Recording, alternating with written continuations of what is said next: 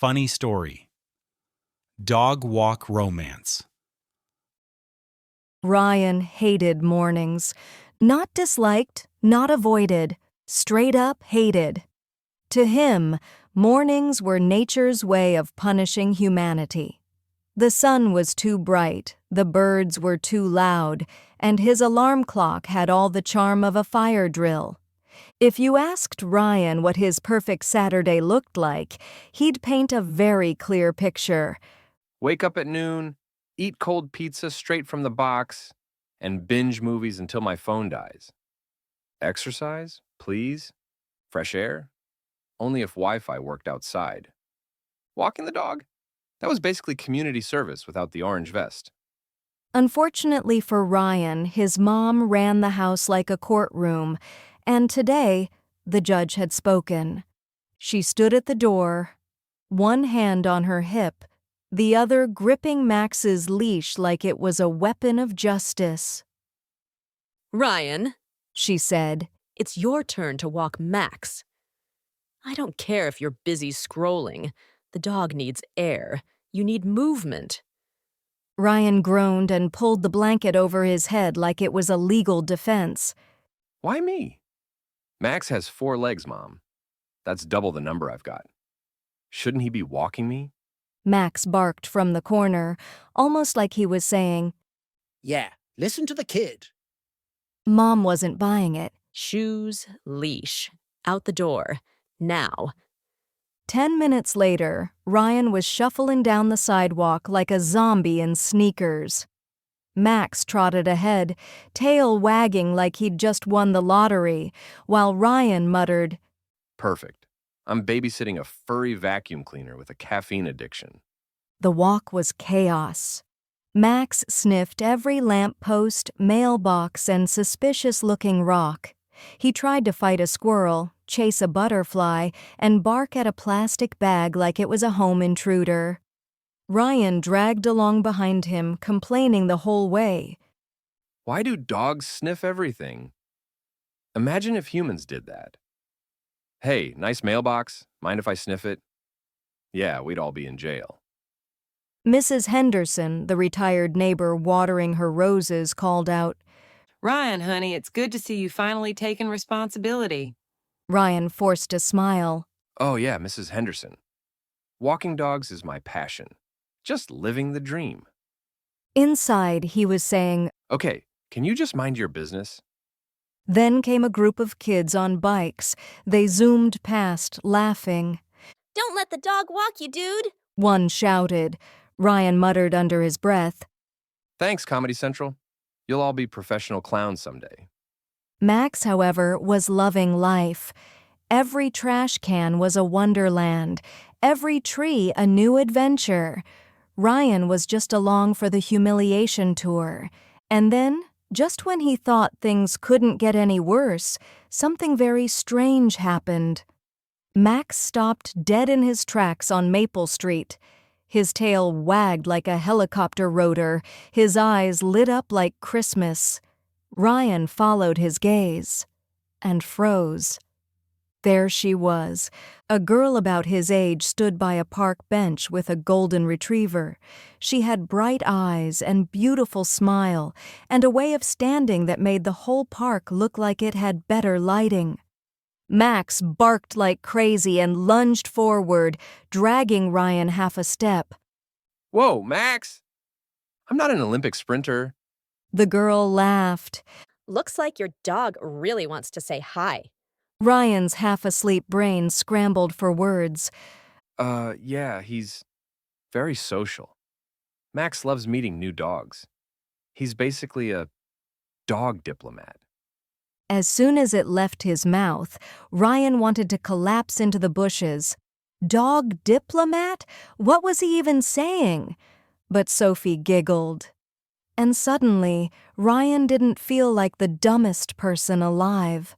While their dogs sniffed each other like detectives on a crime scene, Sophie asked casually, So, do you walk Max often?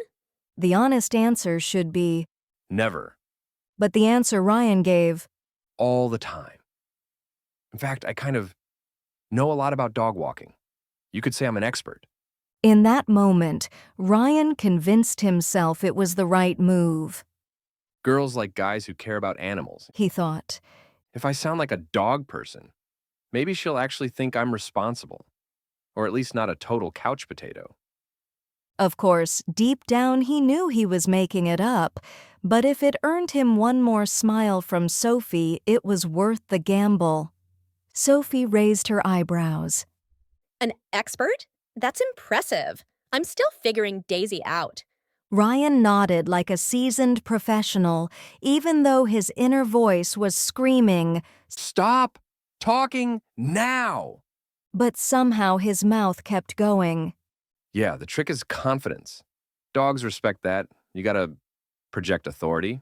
Sophie smiled. Maybe you could teach me sometime? Ryan's soul left his body. Teach her? Oh, sure, absolutely. Anytime. Inside, he was already picturing himself falling flat on his face. But then he thought, If she wants to see me again, even as a fake dog guru, I'll take it. The following Saturday, Sophie arrived at the park with Daisy, looking expectant. So, Professor Ryan, She said, grinning. what's lesson 1? Ryan straightened his hoodie like it was a lab coat. Lesson 1, leash control. Firm but gentle. Max immediately wrapped the leash around Ryan's legs and yanked. Ryan toppled into the grass like a felled tree. Sophie laughed so hard she almost dropped Daisy's leash. Wow, advanced technique. Ryan coughed. Yes. That was a demonstration of what not to do. Very important step. He could feel the heat rising to his ears. Okay, so maybe I look like an idiot, He told himself.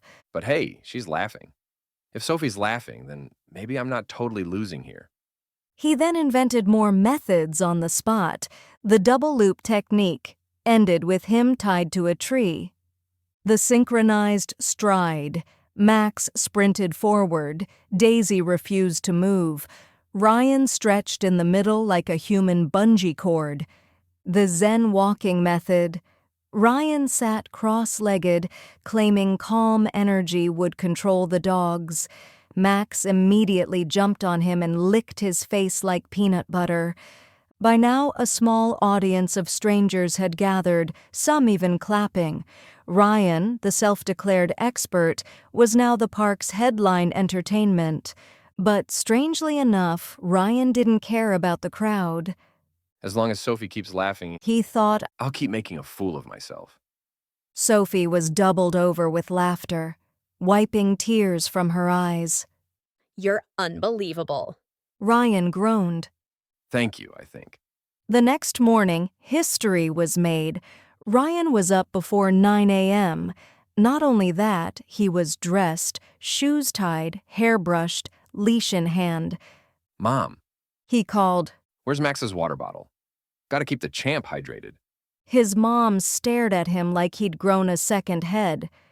Who are you? And what have you done with my son? Ryan shrugged. Dogs need consistent routines, Mom. It's important for their emotional stability. She narrowed her eyes. Last week you said walking Max was like babysitting a furry Roomba. Now you're quoting a psychology textbook? Ryan coughed.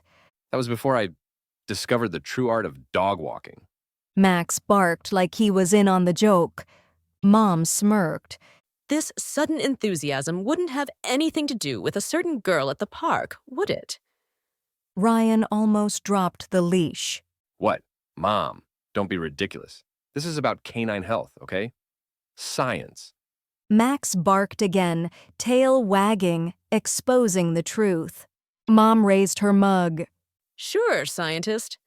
Just remember, brushing your hair before walking the dog is a dead giveaway. Ryan blushed. Mom, Max is on a schedule. We're late.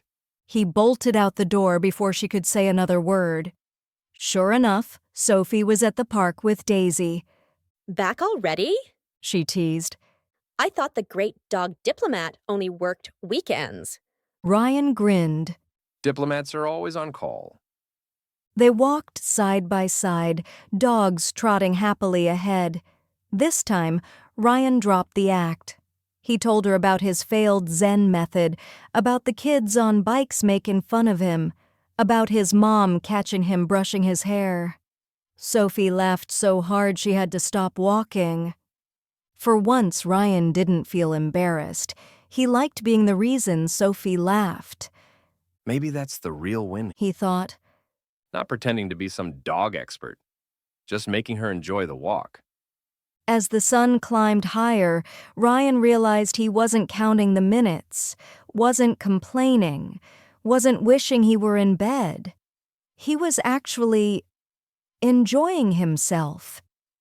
Sophie looked at him and said, You know, Ryan, you're a lot more fun to walk with than you think. Ryan smiled. Thanks. I guess Max tricked me into this whole thing. But I'm glad he did. Max barked in agreement, Daisy wagged her tail, and the four of them strolled down Maple Street together. 2 dogs, 2 humans, and the beginning of something new. Ryan thought to himself, Maybe walking the dog wasn't so bad after all. Especially if it meant seeing Sophie tomorrow.